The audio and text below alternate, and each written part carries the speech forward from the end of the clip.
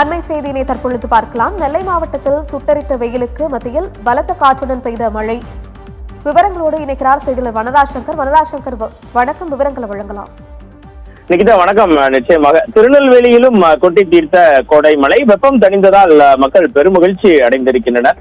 திருநெல்வேலி மாநகரம் முழுவதுமே மாவட்டமும் சேர்த்து இன்று காலை முதலே சூரியன் தனது உக்கிரத்தை காட்டி வந்த நிலையில் மாலையில் தற்போது பெய்த அதிரடி கோடை மழையால் மாநகரம் குளிர்ந்தது என்றே குறிப்பிட வேண்டும். புழுக்கம் குறைந்ததால் பொதுமக்கள் மகிழ்ச்சி அடைந்துள்ளனர். இன்று காலை முதலே வெயில் வாட்டி வதைத்து வந்த நிலையில் திருநெல்வேலி மாநகரத்தில் இன்று மாலை 6 மணி அளவில் வானிலை திடீரென மாறியது.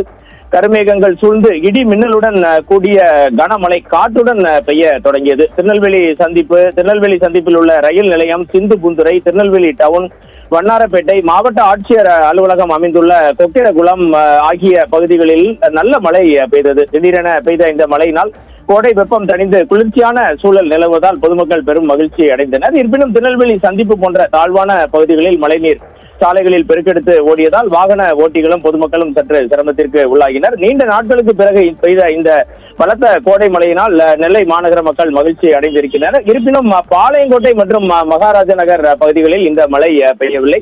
திருநெல்வேலி சந்திப்பு மற்றும் டவுன் பகுதிகளிலும் வண்ணார்பேட்டை பகுதிகளிலும் பெய்த மழையினால் மாநகரம் குளிர்ச்சி அடைந்திருக்கிறது என்றே குறிப்பிட வேண்டும். நிகிதா.